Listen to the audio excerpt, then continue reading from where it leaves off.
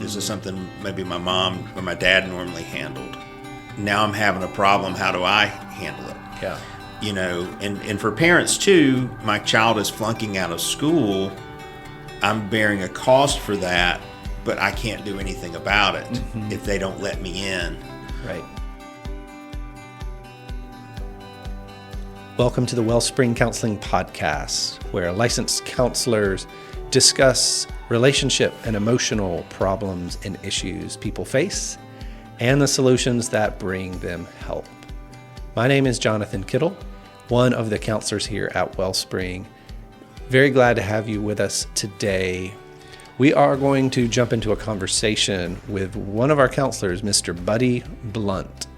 Buddy is a counselor here who specializes in working with teenagers as well as individual men.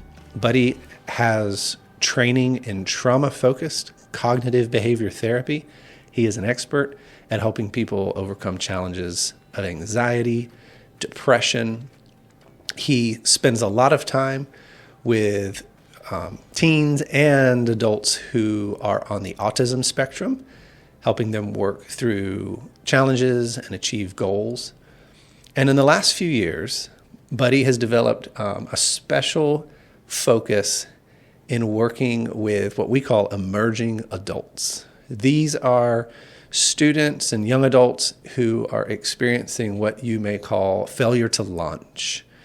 As Buddy discusses in this conversation, you'll hear that he has in mind people ages 17 to 25 who get blocked and stuck in their quest to mature and to leave the nest, so to speak.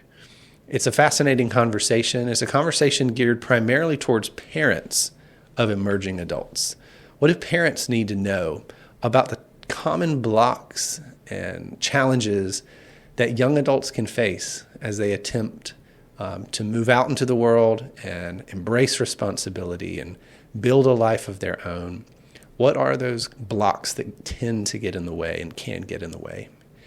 And lastly, how can parents better support and empower their children making it? Buddy is, as mentioned, a skilled counselor and brings a unique perspective to this. We hope that you enjoy today's conversation, and we hope that you will let us know if you have any questions or comments. We would love to hear from you. You can go to our website, wellspringgreenville.com. We'd love to hear from you. Without any further ado, let's jump into the conversation today. First off, we should probably just answer the question, who is an emerging or what is an emerging adult? Who do you have in mind when we use that phrase? Yeah, so the term is specifically for someone in the age range of 17 to 18 through mid-20s.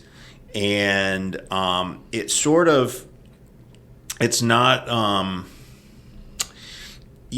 necessarily recognized as an official life stage, but I think because of changes, particularly in American culture, but they find it in other countries too, changes in how people transition to adulthood, changes in expectations, how people get started in the workforce. It's sort of a stage of life where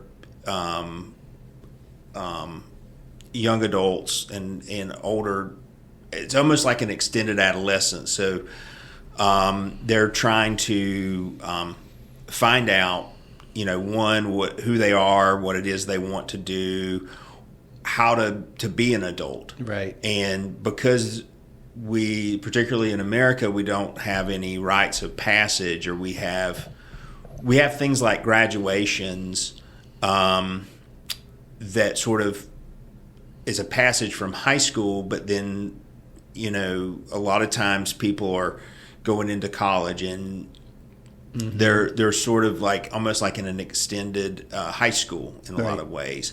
And so you have people that are maybe delaying entrance into adult responsibilities Yeah. because of that.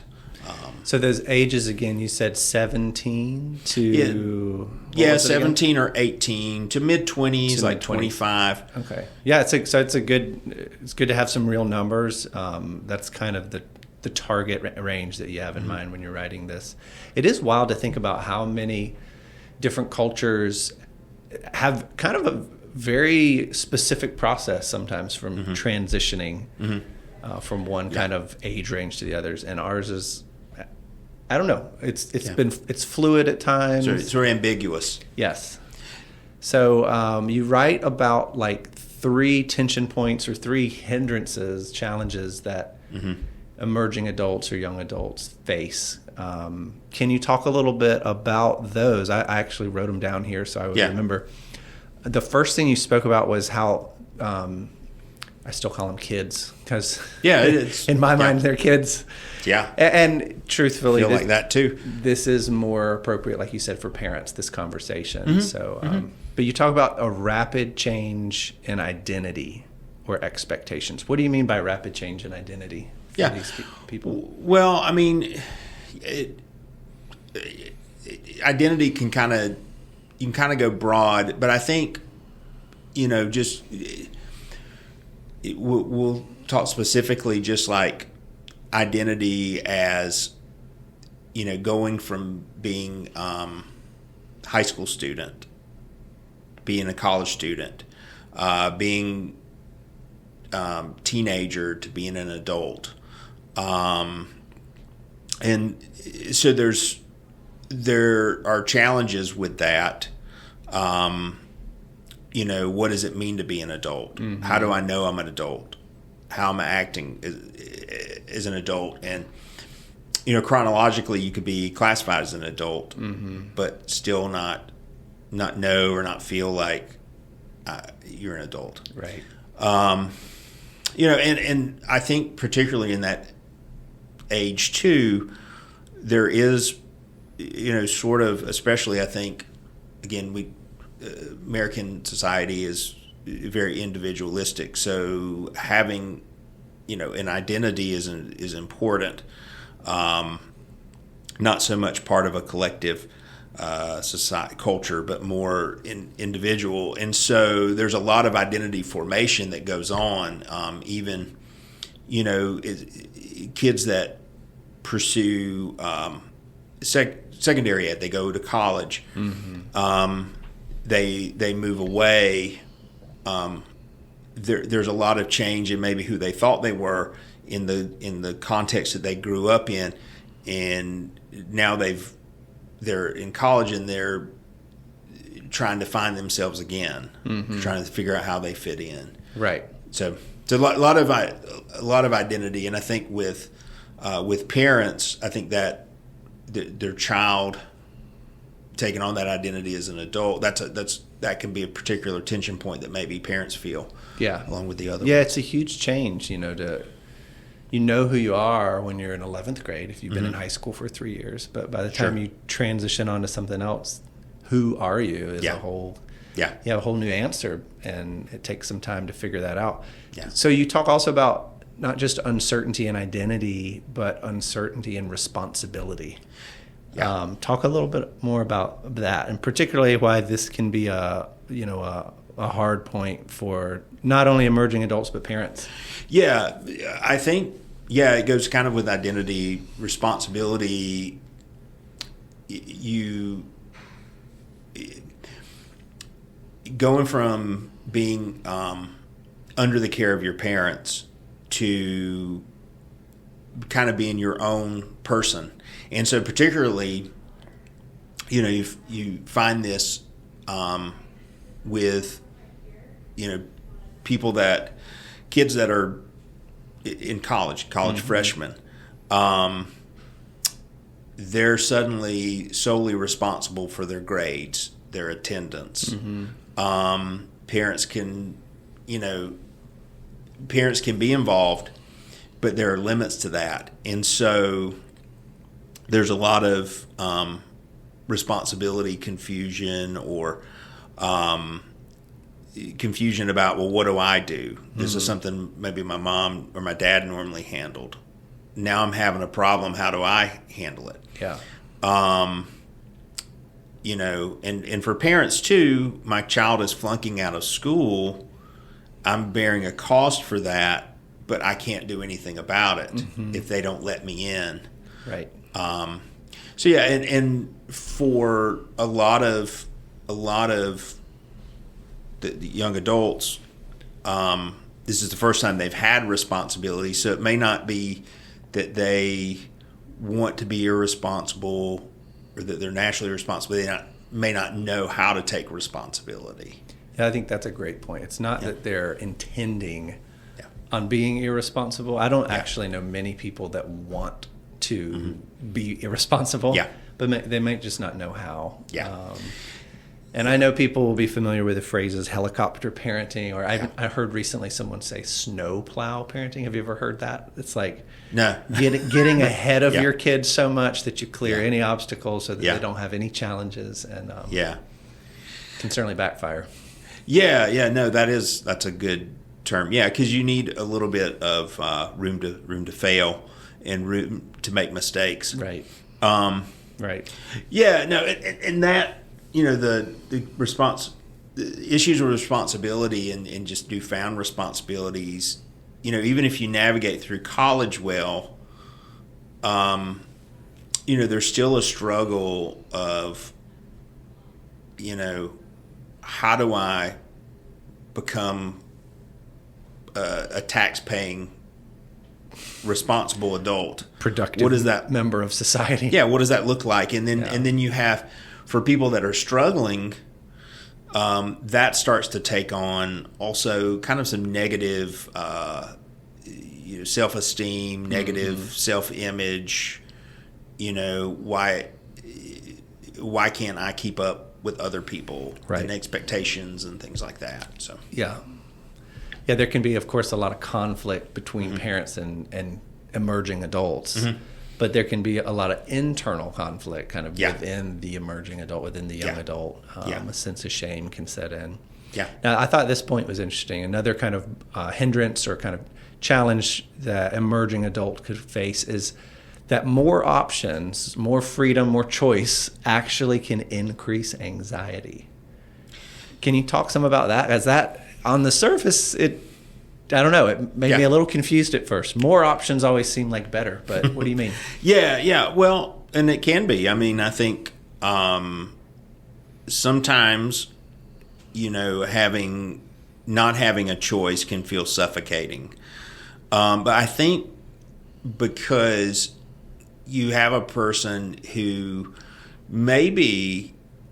probably has had limited choices for most of their lives, as far as where do you live, how do you get food, what are you going to do? You have a lot of, your schedule is kind of dictated starting in college, and then you start having freedom of schedule, and then I think for a lot of people in college, out of college, and even people that aren't in college too, getting started, you have, because there's not a career that you're sort of apprenticed into, or it's not as common as it used to be.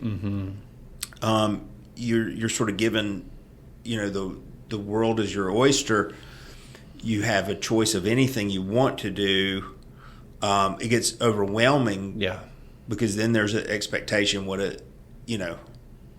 fear of making a bad choice. What if I make a bad choice? Choosing a career based on what your parents want or your friends are doing, or what you believe is important work versus, maybe what you're gifted at, what's realistic for you.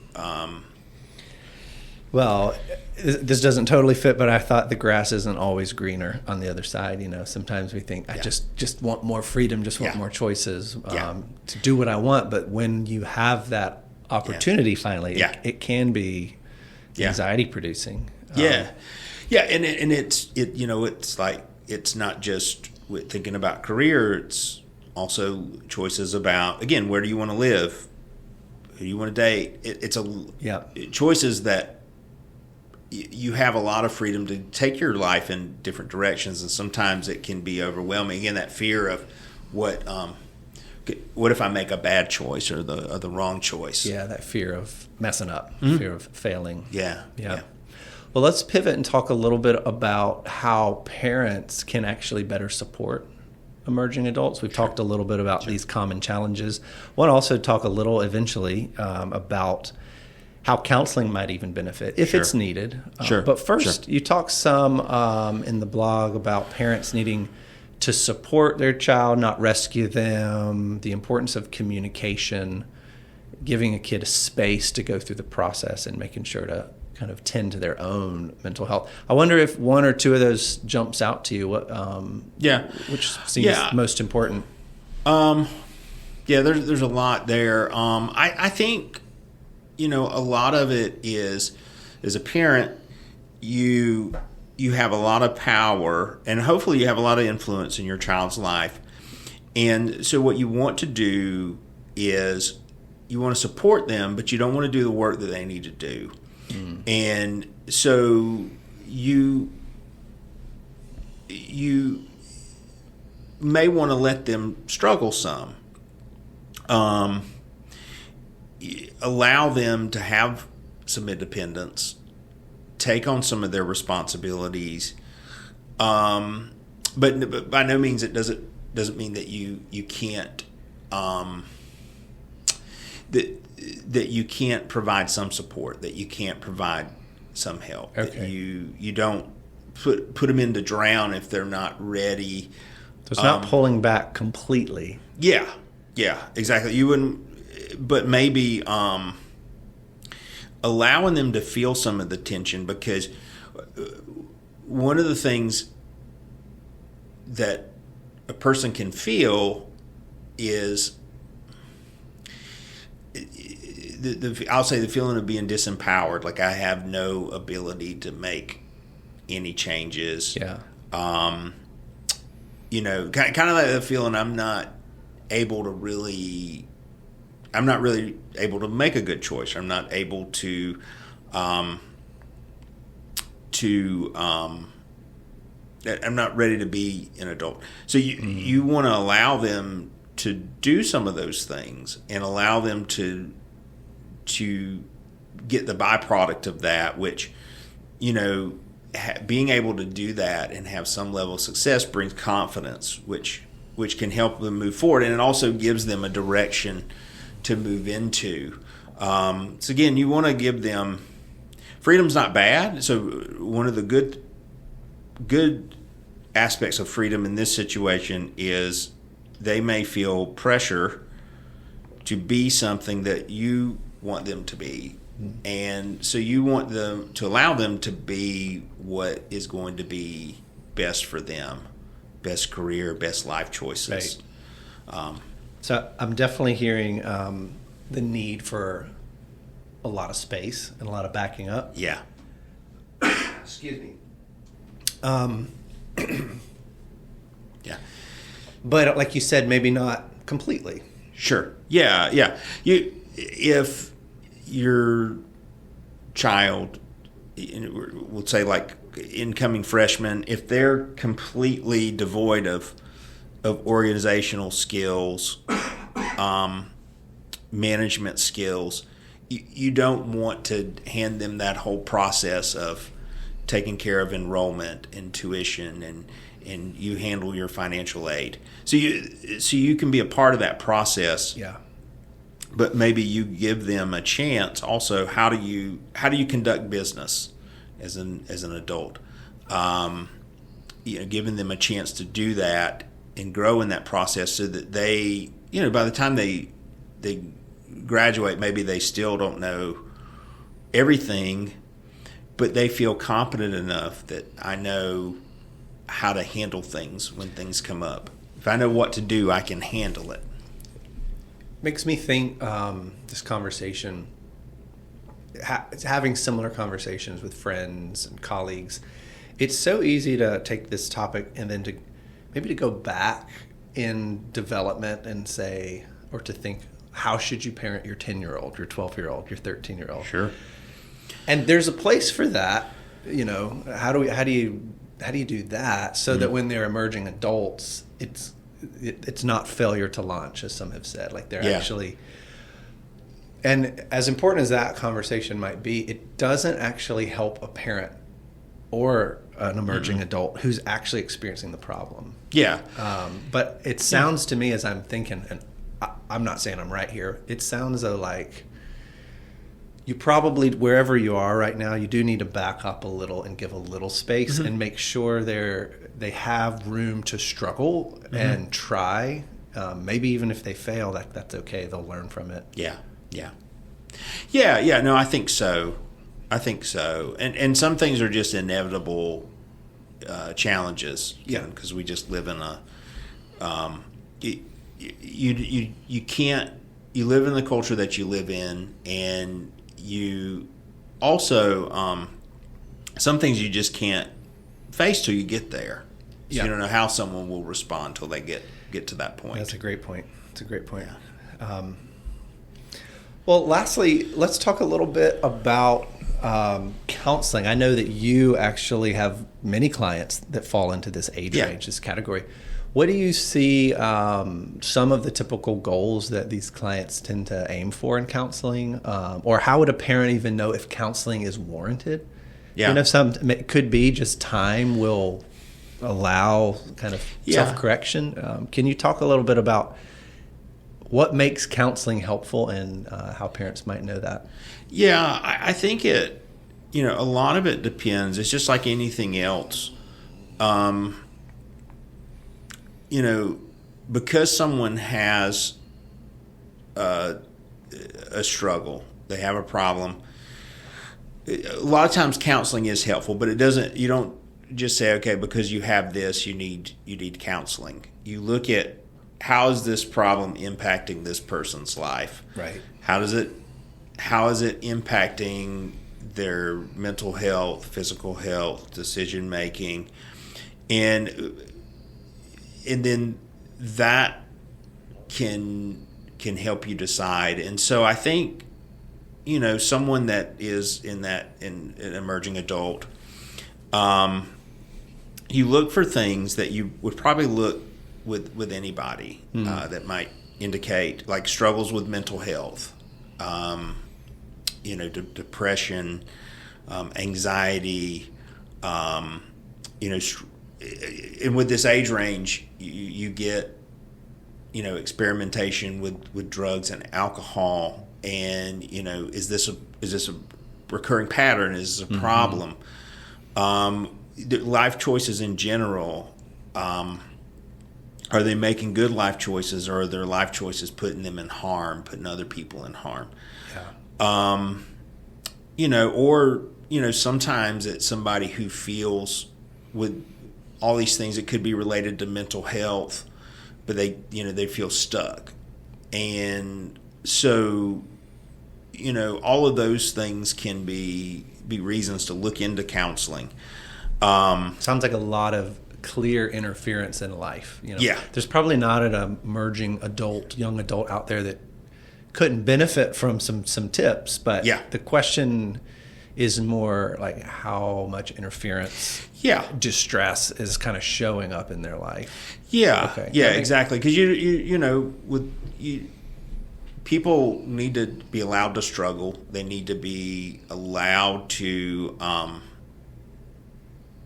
go through a period of life where maybe they're not sure where they're going or what they're doing, and if there are supports in place, strong community, right, strong connection with family, good lifestyle disciplines, those things help. So, but someone who,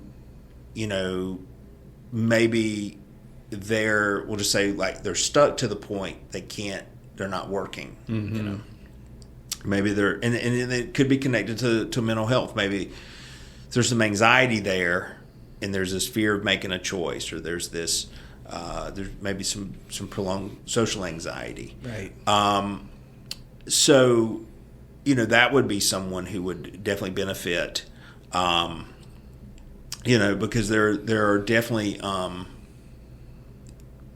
mental health challenges that come along with it that are interfering with them, and they're just and they're stuck. Mm-hmm. And so, someone who's not able, this may be too drastic, but someone who's not able to care for their basic needs, or they're not caring, that would be someone, yes, you would want to connect with counseling. For sure.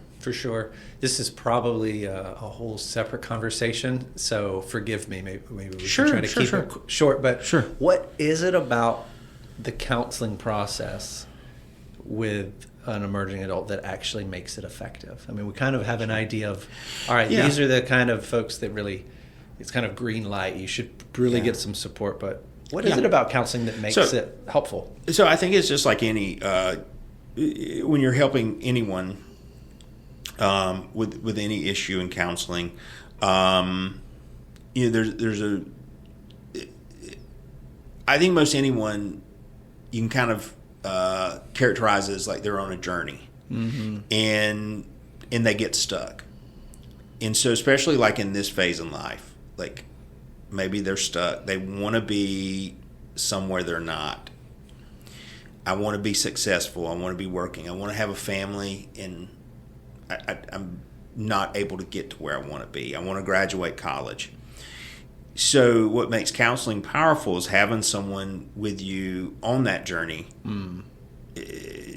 as a way to support you, who's there for you, and then also helping them gain skills and insight that they need to get through the journey. Yeah, that makes sense. Yeah.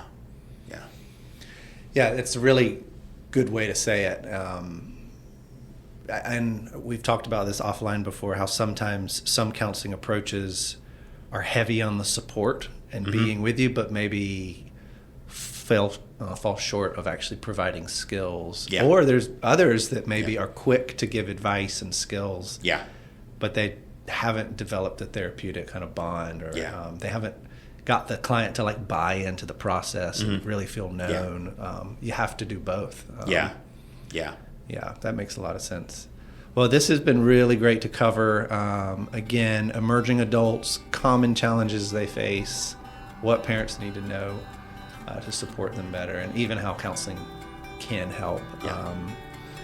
Well, like I said, I really appreciate you making time. It's fun to talk, and certainly appreciate any listening, and look forward to the next time.